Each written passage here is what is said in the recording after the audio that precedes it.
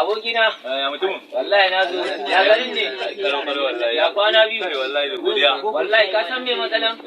Ka fara zuba mun shayi sannan ma magana wallahi. Ba kofi dai ba. Wallahi kana ji? Yau na je kasuwa. Na je siyan garin kwaki ne wallahi. Wai me faru? Wallahi na je kudin da suka faɗa na kasa siyan garin kwaki. Me faru? Garin kwaki yayi tsada. Na je na kasa siyan garin kwakin ma. Ni na tambaya ne an je mun kwano 1800. 1800? Ai ni da na je ma na kasa siya na yi. Yanzu nawa ake kawo ma buredi ne? Buredi wajen 320. Mu musu 300. Mun shiga uku. Kai ka bari abun ba a cewa. Abun da za a ke siya naira 50 fa. Ka bari. Jama'a kun ji. Me faru? Kan mai shan gidan kwana can ana gobara. Kan yi da kai za ka kira mota kwana gidan kwana can ana gobara. Shashashin banza. Ina san da mai shayi nan wawa ne. Ya san ba ni da kuɗi bane.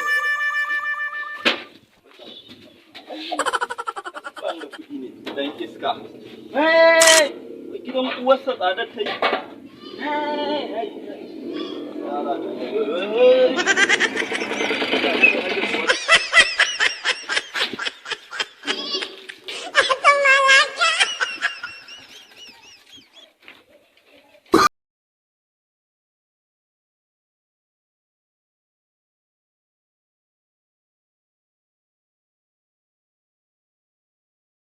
Me shayi bread ma ba shi da shi.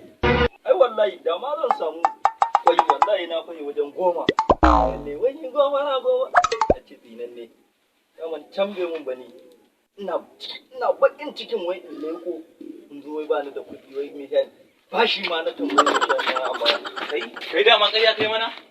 Madara fa ya hada fa. Dama sai ƙarya kai mana. Madara ya hada Gobara ne ake a gidan ba? Kai.